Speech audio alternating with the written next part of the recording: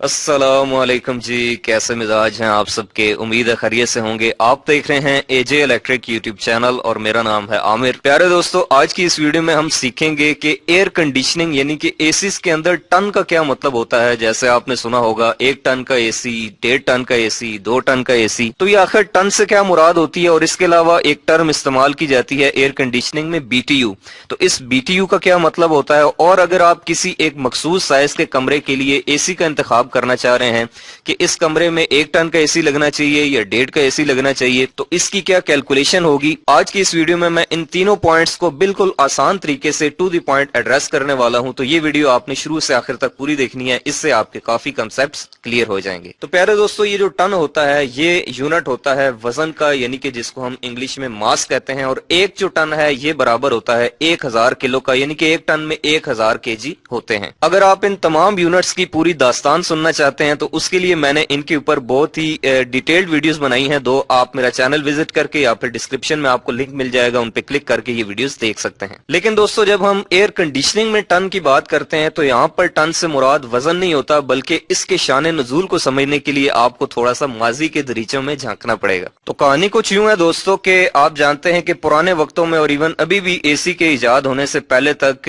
किसी भी बंद जगह को ठंडा करने के लिए बर्फ का इस्तेमाल किया जाता था। टनों के हिसाब से बर्फ जो है वो ग्लेशियर से और पहाड़ों से लाई जाती थी और उसके बाद उसकी मदद से किसी भी जगह को ठंडा किया जाता था, कूल किया जाता था। और हम जानते हैं दोस्तों कि बर्फ की ये खासियत है कि जब उसको किसी जगह के ऊपर रखा जाता है तो वो आसपास की हरारत को जज़ब करके खुद पिघल जाती है और अपनी ठंडक आसपास के माहौल में ट्रांसफर करके एनवायरमेंट को ठंडा कर देती है। और इवन अभी भी आप देखें तो मुर्दा खानों के अंदर जो है वो बर्फ के बड़े बड़े ब्लॉक्स को इस्तेमाल किया जाता है उस पूरे मुर्दा खाने को ठंडा रखने के लिए। और इसके अलावा अगर आप देखें तो हमारे यहाँ सब कॉन्टिनेंट में जब कोई डेथ हो जाती है किसी की गर्मी के मौसम में, तो अगर जनाजे को या लाश को पूरी रात जो है वो रखना हो तो जनाजे की चारपाई के नीचे जो है वो बर्फ का एक बहुत बड़ा ब्लॉक रख दिया जाता है। और उसका यही मकसद होता है कि बर्फ जो है वो उस जो है एनवायरनमेंट को ठंडा रखे और लाश में से स्मेल ना आए। अब यहाँ पर दोस्तों मैं आपको बहुत ही एक पते की बात बताता चलूं, और वो ये है कि फिजिक्स की रूह से दुनिया में 2 ऐसी चीजें हैं जिनको आप खुद से पैदा नहीं कर सकते, खुद से प्रोड्यूस नहीं कर सकते। और वो 2 चीजें हैं दोस्तों, ठंडक यानी कि कूलिंग, और दूसरा है अंधेरा यानी कि डार्कनेस। यानी कि आप ठंडक और अंधेरे को 2 ऐसी चीजें हैं जिनको आप खुद से नहीं बना सकते, बल्कि किसी भी बंद जगह से, किसी भी एनवायरनमेंट में से जब आप रोशनी को खारिज कर देते हैं, रोशनी को बाहर निकाल देते हैं, तो पीछे जो बच जाता है वो बच जाता है अंधेरा। बिल्कुल ऐसे ही दोस्तों जैसे आप अपने किसी कमरे का या किसी बड़े हॉल का लाइट सोर्स यानी कि वहां का बल्ब या जो भी चीज है उसको ऑफ कर देते हैं तो पीछे जो है वो अंधेरा बच जाता है। इसी तरह से इस कायनात का जो ओरिजिनल कलर है, जो ओरिजिनल स्टेट है, वो भी डार्क है यानी कि अंधेरा है। सूरज जो है वो इसमें एक्स्ट्रा है, एक्स्ट्रा लाइट सोर्स है। और जब शाम को सूरज गुरूब हो जाता है, लाइट सोर्स बंद हो जाता है, तो उसके बाद पीछे अंधेरा बच जाता है। आप खुद से अंधेरे को क्रिएट नहीं कर सकते, उसको बना नहीं सकते। बिल्कुल ऐसे ही दोस्तों कूलिंग एक ऐसी चीज है, ठंडक एक ऐसी चीज है कि आप इसको खुद से बना नहीं सकते, बल्कि जब आप किसी भी जगह से गर्मी निकाल लेते हैं, हीट निकाल लेते हैं, तो पीछे जो चीज बच जाती है उसको हम कहते हैं ठंडक यानी कि कूलिंग। और यही फिनोमेना दोस्तों एयर कंडीशनिंग में भी इस्तेमाल किया जाता है, और यही फिनोमेना हम रेफ्रिजरेशन के अंदर भी इस्तेमाल करते हैं कि फ्रिज के अंदर जो फ्री ऑन कूलर चल रहा होता है वो आपके फ्रिज में पड़े हुए तमाम सब्जियों और तमाम चीजों से हीट निकाल लेता है, हीट को एब्जॉर्ब कर लेता है, और उसके बाद वो चीजें ठंडी हो जाती हैं। यही काम बर्फ करती है और यही काम एसी करता है कि एसी एक बंद कमरे में से हरारत को बाहर निकाल लेता है और उसके बाद पीछे ठंडक बच जाती है। तो अब टन का मतलब दोस्तों आपने बिल्कुल गौर से सुनना है, और 1 टन का मतलब यह है कि अगर आप किसी बंद कमरे के अंदर 1 टन बर्फ को रख देते हैं तो वो 1 टन बर्फ 1 घंटे के अंदर जितनी भी हरारत उस कमरे से बाहर निकालेगी और जितनी ठंडक उस कमरे में प्रोवाइड करेगी, उस कमरे में देगी। अगर आप उसी कमरे के अंदर 1 टन का एसी लगा दें तो वो भी उतनी ही हरारत को बाहर निकालेगा और उतनी ठंडक उस कमरे में प्रोवाइड करेगा। इसी तरह अगर आप 1.5 टन बर्फ रख देते हैं और वो जितनी भी हरारत उस कमरे से निकालती है, अगर आप 1.5 टन का एसी लगा दें तो वो भी उतनी हरारत कमरे से बाहर निकालेगा, उतनी ही कूलिंग करेगा। तो चूंकि दोस्तों सेम अमाउंट ऑफ आइस यानी कि बर्फ और सेम अमाउंट ऑफ एसी, दोनों की हीट एक्सट्रैक्शन कैपेसिटी और दोनों की कूलिंग प्रोवाइड करने की कैपेसिटी सेम है, तो इसीलिए हम एयर कंडीशनिंग के अंदर एसीज की जो टर्म है उसको बर्फ के रेफरेंस से, बर्फ के वजन के हिसाब से 1 टन, 1.5 टन या 2 टन इस्तेमाल करते हैं, तो अब वो जो बर्फ या फिर एसी है वो जितनी भी हरारत को उस कमरे से बाहर निकालता है, खारिज करता है, उस हरारत का अपना एक यूनिट होता है, उस हीट का अपना एक यूनिट होता है, और उस यूनिट को हम दोस्तों कहते हैं BTU यानी कि ब्रिटिश थर्मल यूनिट। और 1 टन के अंदर दोस्तों याद रखें होते हैं 12,000 BTU